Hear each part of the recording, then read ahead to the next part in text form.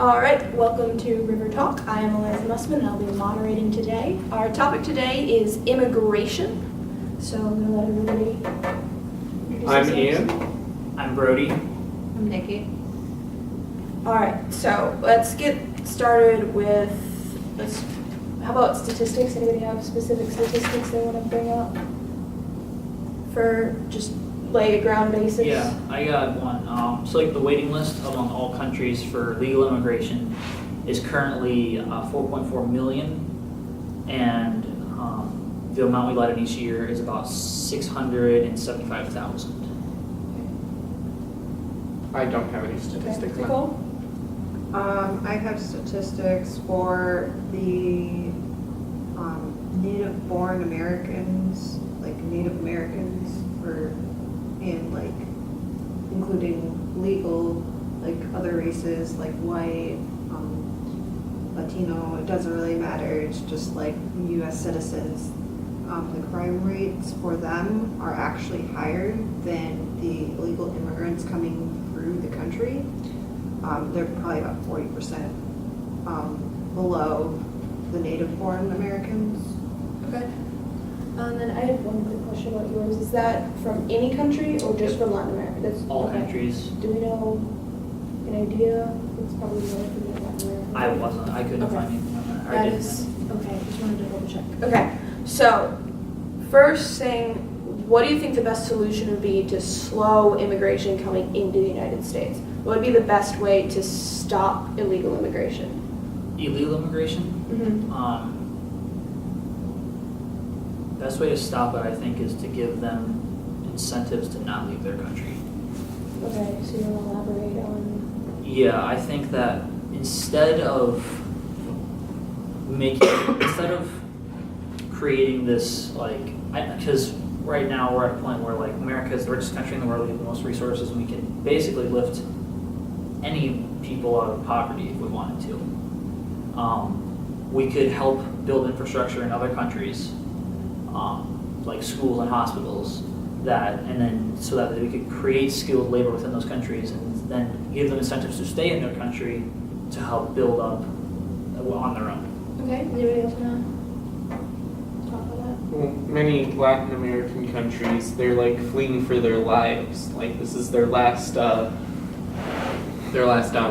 Resort. last resort. Thank you. And well, if we improve the conditions there, they won't be forced to come to a last resort of going here. My idea is a longer wait time for them to come over. Not because, well, also the discrimination against like whether or not they can pay to come over here. If they can't afford to come over here and they're refugees, like a longer wait time to like go over like just records and like make sure that everything's good and kosher and that they're going to like be able to find jobs here and be able to like actually support themselves living in America, because the economy in Mexico is obviously way different than the economy in the US. How would that stop illegal immigration? It would stop illegal immigration because, I mean, right now there's a lot of just, it's very economic based. I mean, even smugglers, like on the illegal basis, like are getting lots of money to smuggle these people in. But if we didn't base it on an economic stance, if they were really refugees, we went through a legal time process, sort of similar to adopting a child. We'd be adopting them as citizens of our country. But would the longer wait times create more desperation? I Make them mean, want to get to the United States even more? Considering that there's people living in camps right now with children living away from their families, I think that their families should be together in these camps, and we should go from there. Like they should have like refugee spots in the United States while they're waiting. So like we should provide areas for them specifically to go if they're seeking refugees. So instead of coming over illegally, They can have. they safe can spots. come Yeah. over for asylum and have somewhere safe to be while they're waiting. Yes. Okay, that kind of makes more sense. Okay, so how do you feel about like parents and children being separated for this? Like what should be done about asylum seekers and how would that change the way that immigration is working? You want to take this one? Let's leave this. I don't know. I mean, well, we probably shouldn't be separating kids from their parents for people just seeking asylum. It's one thing when like we can guarantee that these kids are not like the children of these parents and they're just like being like props sort of for like smugglers, you know?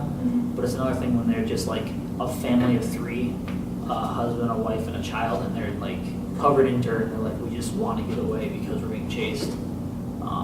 So it's like you can tell which ones are the people who are being truthful and which ones aren't. So like keep them together until they can go through due process situation? Yeah. Something that probably complicates the situation is that sometimes it's relatives, like aunts bringing their nieces in, and so they're not technically their children, and so like there might be blurred lines there. Why would you separate them in the first place, though? Is my question. They're like legally, like how, I mean, I guess it depends on how split up are the families, like what happened to the mother, and like is this the like legal guardian of the child and that sort of thing. Or like a situation where the parents left ahead of time to get asylum and then the aunt came back with the kid after they had jobs, something like that. And they should be able to like look into that and figure that out instead before separating them. Yeah. Go through and prove whether or not, okay. I'm still not in agreement. I don't think you should separate. I don't think the first response should be to separate the kids from the only people that they know and most likely can only speak that one language of the people they're with. I can agree with that, but like, there's got to be somewhere where it happens. We don't want children with like people that they don't know or that are a threat to the children. That's true. That's true. But if we have them in our custody, like if these people come, if they seek asylum, we have them in our custody, we can determine if this child like wants to be around this person. We shouldn't separate them totally, put them in camps, and then keep them away from these people forever while we're determining this. Like I said, it's more like a. It's going to be it's going to be like a case-by-case situation, but in general, do we know how often they're using these kids as props and like are with dangerous people? I think that'd be pretty difficult to get statistic. Exactly. So then would you say that if they were to separate, it should be for a shorter period of time? Instead of like the months that they go through? If at all, it should be much shorter. Okay. All right. I guess like with the like that whole thing then, so if people are using their children as props and they're like hanging around dangerous people or potentially smugglers, would you say that DHS, when they do that to like other, do you think they should be involved with that sort of thing, or we should have social workers like determining whether or not this is going to be a legitimate like refugee to citizenship movement?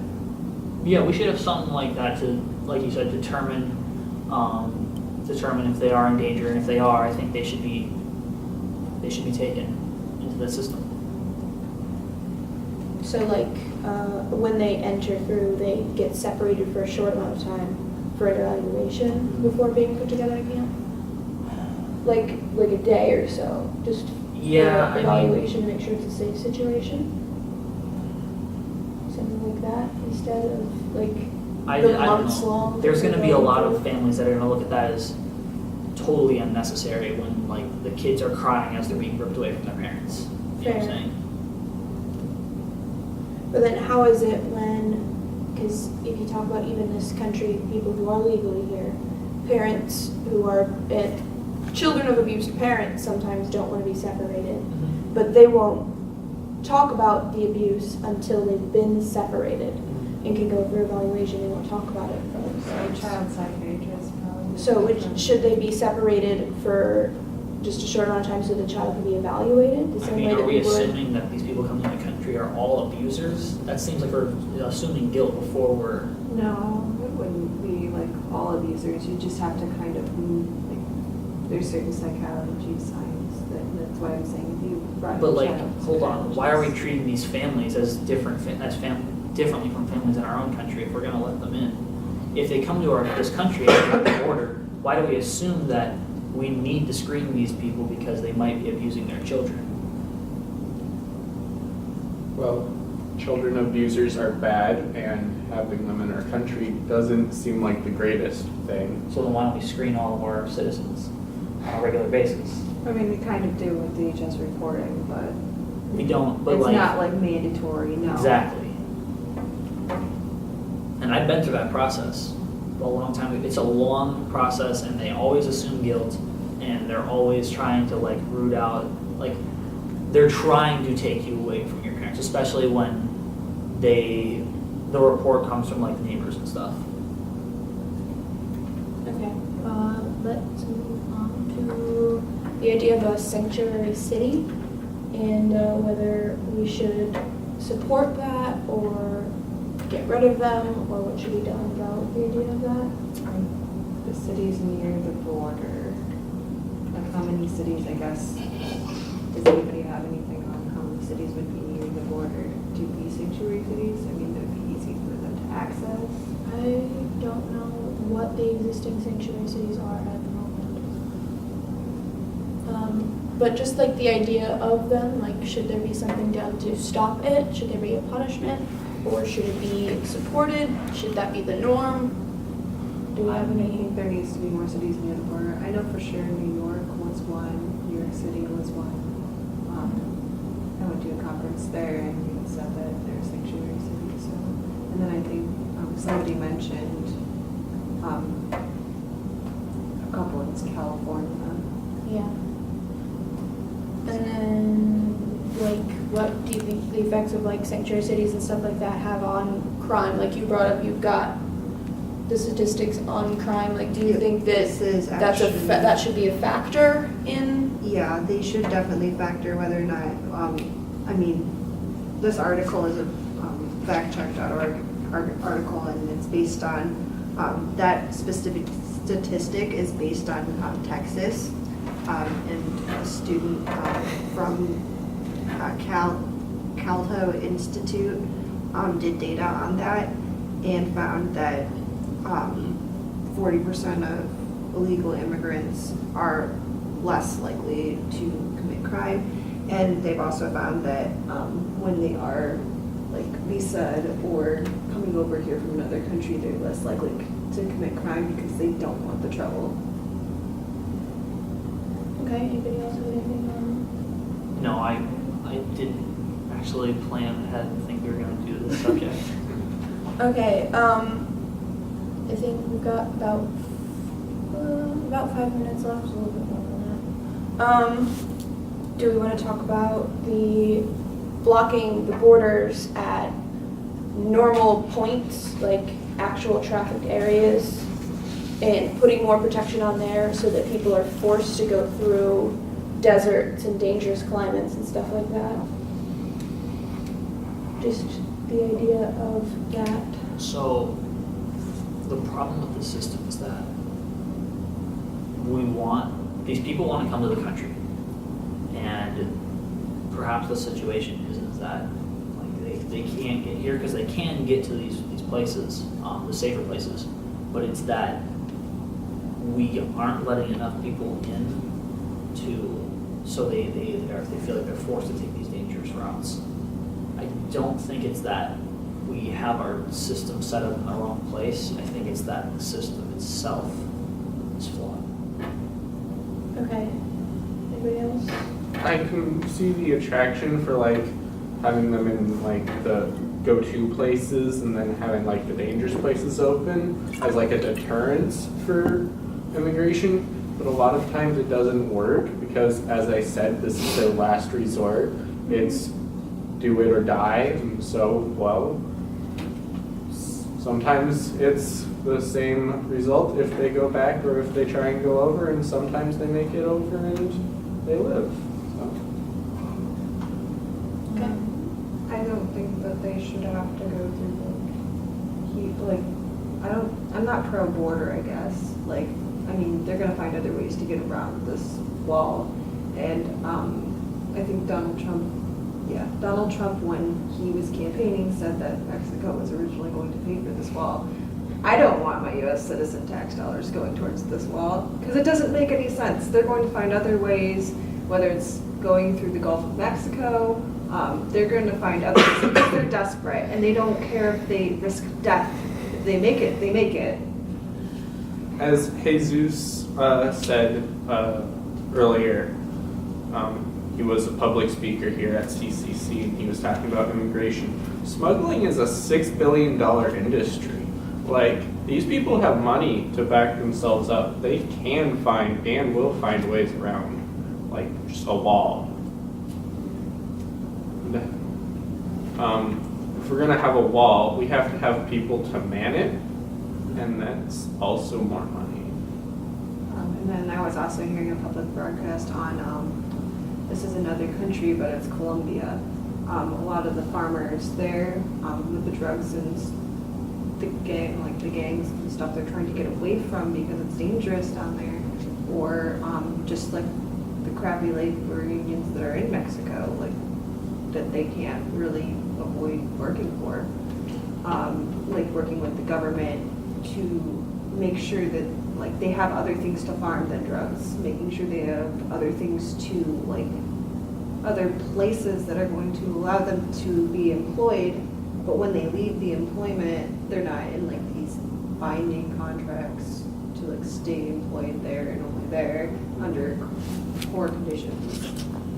So I mean, it's also like the government needs to step in and take care of people, like at least economically and in work conditions. And I don't know if the U.S. government can help with that. I mean, that'd be way more productive than putting up a wall to work them politically on making the conditions better there. But I mean, like I said, Colombia, it's just they make so much money from these cocoa plants that even when they are given seeds like lettuce and stuff, they are going to make nearly as much money. So they need to find other alternatives for them to be making similar, like either similar money or at least enough to live off of legally. Right. All right, so do we want to put in your final thoughts? We've got about 2 minutes left, so just go down and share your final thoughts, what you feel is important about the discussion. I feel like immigration, it's a problem. It's been a problem for a long time. I feel like we should allow more immigrants into the country, maybe yearly. Not like, it doesn't have to be all at once, but yeah. You go first, I got one more. I definitely think that they should not be separating families, and I think that if they're having any doubts about any sort of criminal behavior coming into the country, they should have a longer waiting period, and they should have, like, if they have any worries about children being abused, like, I have no idea why these people are separating from their children from their families, but if that's the case, they need to have, like, social workers and psychiatrists stepping in and making sure it's going to be kosher for them to come over here and be citizens. Okay. I guess my final point is that I don't want to make this a tangent, but their immigration as a whole is a larger issue because people most likely to immigrate from countries with people that want to, that are seeking opportunity. The most I don't know how you say it, the most ingenuous people, the most hardworking people, and the smarter people are going to want to go to the places where there's more opportunity, which causes a problem in more impoverished countries or continents like Africa. I mean, you look at their population, it's going to grow over 1.3 billion people by the year 2050, and even if we took 1 million people a year from that continent, it would only be 32 million people, which is barely a drop in the bucket for all the people that are going to need help over there if the situation doesn't get any better. So by taking so many people in every year from these countries, we're possibly not helping the main problem as to why they're trying to get out of those places in the first place. feel like that we should put our money into helping the countries rather than Yeah, taking in the some way, immigrants. some way. Okay. All right, this has been your Clinton Community College River Talk. See you next time.